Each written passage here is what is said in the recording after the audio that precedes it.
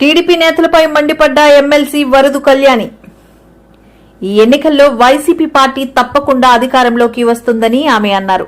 ఆమె మీడియాతో మాట్లాడుతూ ఎలక్షన్ కమిషన్ తో చెప్పి పోలీస్ శాఖను మార్చారు, అధికారులు మార్చారు, మాపై ఎల్లో మీడియాలో దుష్ప్రచారం చేశారు, కానీ ఎన్ని జరిగినా సరే అధికారంలోకి వచ్చేది వైసీపీ పార్టీ అని ఆమె అన్నారు.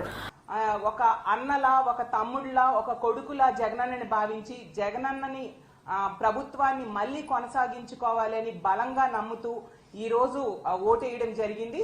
అసలు జగనన్న సునామీ సృష్టించబోతూ ఉన్నారు. ఒక ప్రభంజనం ఎలా ఉంటుందో దాన్ని జూన్ 4వ తేదీన జరిగే కౌంటింగ్ లో మనం చూడబోతూ ఉన్నాము. తెలుగుదేశం పార్టీ వాళ్ళకి అర్థమైపోయింది, వాళ్ళు ఖచ్చితంగా ఓడిపోతారు, ఓటమి పాలైపోవడం ఖాయం అనే విషయం అర్థమైపోయింది.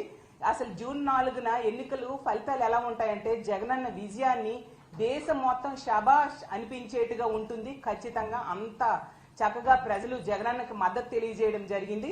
అలాగే తీసుకుంటే తెలుగుదేశం పార్టీ వాళ్ళు చంద్రబాబు నాయుడు గారు అయితే అబద్ధ హామీలు ఇచ్చారు, కూటమి కట్టారు. అలాగే వదిన పురంధరేశ్వరి గారితో కలిపి ఎస్పీలను మార్చారు, అధికారులను మార్చారు ఎలక్షన్ కమిషన్ తో చెప్పి.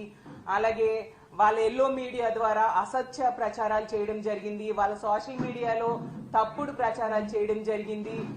ఎన్ని చేసినా కూడా ప్రజలైతే మాత్రం జగనన్న వెనకే ఉన్నారు. తెలుగుదేశం పార్టీకి ఎవరు ఓట్లు వేయని పరిస్థితి, ఈ కూటమికి ఎవరు ఓట్లు వేయని పరిస్థితి. వన్ సైడ్ గా వైఎస్ఆర్ కాంగ్రెస్ పార్టీకి ఓట్లేశారు. సో అసహనానికి గురైపోతూ ఉన్నారు తెలుగుదేశం పార్టీ నాయకులు గాని, కూటమి నాయకులు గాని. ఒక ఫ్రస్ట్రేషన్, ఎలాగూ కూటమి ఓడిపోతుంది అనే విషయం అర్థమైపోయి ఇన్ని చేసినా కూడా గెలవట్లేదు అనే విషయం కూటమి మనుషులకి, వాళ్ళ కార్యకర్తలకి అర్థమైపోయి దాడులకి పురుగొల్పుతూ ఉన్నారు.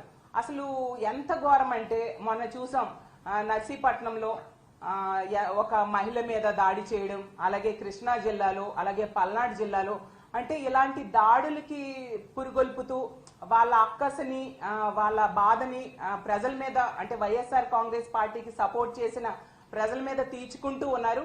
అసలు ఇది చాలా దారుణం, దీన్ని మేము తీవ్రంగా ఖండిస్తూ ఉన్నాం. అసలు మనం ప్రజాస్వామ్య దేశంలో ఉన్నామా లేదా అన్నట్టుగా వీళ్ళ ప్రవర్తన ఉంది. వాళ్ళు అధికారులు మార్చుకున్నారు, వాళ్ళ సపోర్ట్ తో ఎన్నో దౌర్జన్యాలు గురి చేయడం జరిగింది. అంటే ఇప్పుడు అంటే ఎలక్షన్ కోడ్ ఉంది, ఎన్నికల కమిషన్ అధికారంలో ఉంది కాబట్టి ఈ టైంలో ఏమైనా చేసేద్దాం, ప్రజల మీద ఏ దాడులైనా చేసేద్దాం అన్నట్టుగా తెలుగుదేశం పార్టీ వాళ్ళు చేస్తూ ఉన్నారు. దీన్ని ప్రజలు చూస్తూ ఊరుకోరు అనే విషయం గమనించాల్సిందిగా కోరుతున్నాను. మీరు అప్పుడు అధికారంలో ఉండేప్పుడు సరైన పరిపాలన ఇవ్వలేదు కాబట్టే ప్రజలు 19లో మీకు బుద్ధి చెప్పడం జరిగింది. ఈ 24 ఎన్నికల్లో కూడా మీకు ఖచ్చితంగా బుద్ధి చెప్పారు. అసలు తెలుగుదేశం పార్టీ అంటే, టీడీపీ అంటే తెలుగుదేశం పార్టీలా లేదు. ఈ రోజు ప్రజల మీద ఈ దాడుల్ని చూస్తూ ఉంటే తెలుగు డెకాయిడ్స్ పార్టీలా ఉంది అని ప్రజలు అనుకుంటూ ఉన్నారు. ఒక టీడీపీ అంటే తెలుగు దండుపాల్యం పార్టీలా దాడులు చేస్తూ ఉన్నారు. అలాగే టీడీపీ అంటే తెలుగు దుశ్శాసనల పార్టీలా మహిళల మీద దాడి చేస్తూ ఉన్నారు. టీడీపీ అంటే తెలుగు దొంగల పార్టీలా మహిళల తాలూకా బంగారు ఆభరణాలు కూడా ఈ దాడుల్లో దోచేసుకుంటూ ఉన్న పరిస్థితి చూసాం. ఒక టీడీపీ అంటే తెలుగు దుర్మార్గుల పార్టీలా ఈ రోజు బిహేవ్ చేస్తూ చాలా దుర్మార్గంగా వృద్ధుల మీద కూడా దాడులు చేసే పరిస్థితి మనం చూసాము. అలాగే టీడీపీ అంటే టెర్రరిస్ట్ డెకాయిడ్ పార్టీలా బీసీ, ఎస్సీ, ఎస్టీ మైనారిటీల మీద చాలా దారుణంగా దాడులు చేస్తూ ఉన్నారు. మేము చాలా తీవ్రంగా దీన్ని ఖండిస్తూ ఉన్నాము. అసలు మీ ఇళ్లలో ఆడవాళ్ళు ఉండరా? ఇలాంటి పనులే గాని వాళ్ళ మీద జరిగితే మీరు సహించగలరా? మీ అక్క చెల్లెమ్మలకు గనుక ఇలాంటివి జరిగితే ఇది చాలా దారుణం కాదా?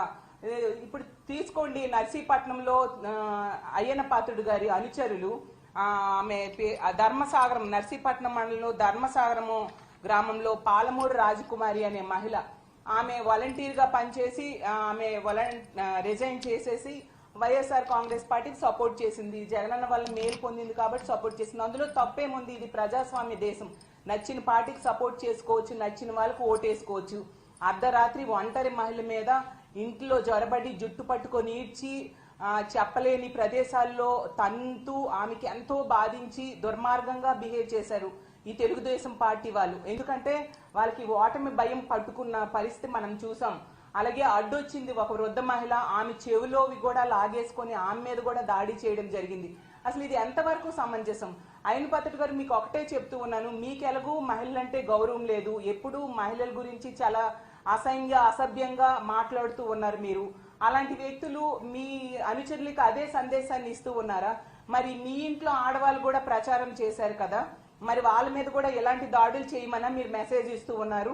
ఎందుకు మీ అధినేత అయిన చంద్రబాబు నాయుడు గారి కుటుంబంలో కూడా ఆడవాళ్ళు ప్రచారం చేశారు కదా, మరి వాళ్ళ మీద కూడా ఎలాంటి దాడులు చేయండి అని మీరు మెసేజ్ ఇస్తూ ఉన్నారా? ఎలాంటి సందేశాన్ని మీ అనుచరులకి ప్రజలకి మీరు ఇస్తూ ఉన్నారా అని నేను అడుగుతూ ఉన్నాను. అసలు ఇది ప్రజాస్వామ్య దేశం. అసలు మీరు, నేను చూశాను చాలాసార్లు పేపర్లలో, ఎన్నికల టైంలో పేపర్లలో, సోషల్ మీడియాలో 10 సార్లు కంటెస్ట్ చేస్తున్నారు అయ్యన్న పాత్రుడు గారు, ఓ సీనియర్ అనేసి అనుకుంటూ. అంటే మీ సీనియారిటీ ఒక ఒంటరి మహిళ మీద దాడి చేయడానికి ఉపయోగించారా? ఇదా మీ హీరోయిజం అని నేను అడుగుతూ ఉన్నాను. ఎంత దారుణంగా మీరు దిగజారిపోవాలా ఓట్ల కోసం? అంటే మీకు ఎగ్నిస్ట్ చేశారు అని చెప్పి ఎంత దారుణంగా మీరు దిగజారిపోయారా? ఎంత సీనియర్ అని చెప్పుకుంటారు కదా, మీ జూనియర్స్ కి మీరు ఇదే నా సందేశం ఇస్తూ ఉన్నారని నేను అడుగుతూ ఉన్నాను. అలాగే తీసుకుంటే ఆ కృష్ణా జిల్లాలో గన్నవరం నియోజకవర్గంలో ఉంగటూరు మండలంలో ఆత్కూరులో వేములు సంధ్యారని అనే మహిళ, ఆమె చేసిన పాపం ఏమీ లేదు, వైఎస్ఆర్ కాంగ్రెస్ పార్టీకి ఓటేసింది అంతే. ఆమెకైతే ట్రాక్టర్తో ఏకం తొక్కించి చంపేద్దామని చూశారు తెలుగుదేశం పార్టీ రౌడీ మోకలు. ఎంత దారుణం! అంటే మహిళలంటే అంత చిన్న చూపా మీకు? అంత చులకన భావమా? ఆడది అబల కాదు సబల అనే విషయం మీరు తెలుసుకోక ఇలాంటి పనులు చేస్తూ ఉన్నారు. కానీ ఈ రాష్ట్రంలో ఉన్న మహిళలందరూ కూడా ఒక సబల ఏం చేస్తుందో దాని ఓటు రూపంలో చేసి చూపించారు. రానున్న ఓటింగ్ టైంలో మీరు దాన్ని చూస్తారు ప్రత్యక్షంగా. అలాగే తీసుకుంటే పల్నాడు జిల్లాలో గురజాల కాన్స్టిట్యున్సీలో కొత్త గణేశన్పాడు గ్రామంలో అయితే బీసీ ఎస్సీ మహిళలకి 24 గంటలు బంధించి మరీ దాడి చేయడం జరిగింది. అసలు ఆ మహిళలు అయితే గుడిలోకి వెళ్ళి దాక్కున్నారు. వాళ్ళు చేసిన పాపం కూడా ఏం లేదు, వైఎస్ఆర్ కాంగ్రెస్ పార్టీకి ఓట్లు వేశారు. అంటే వైఎస్ఆర్ కాంగ్రెస్ పార్టీకి ఎవరు ఓట్లు వేస్తే వాళ్ళ మీద ఎలా దాడులు చేసేస్తారా? అసలు ఎంత దారుణం! మీరు ఎంతగా దిగజారిపోయి తెలుగుదేశం పార్టీ వాళ్ళు ఎందుకు ప్రవర్తిస్తూ ఉన్నారో అర్థం కాని పరిస్థితి రాష్ట్రంలో నెలకొని ఉంది. అలాగే తీసుకుంటే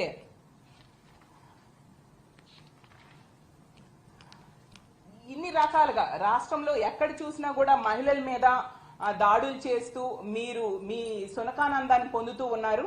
మెయిన్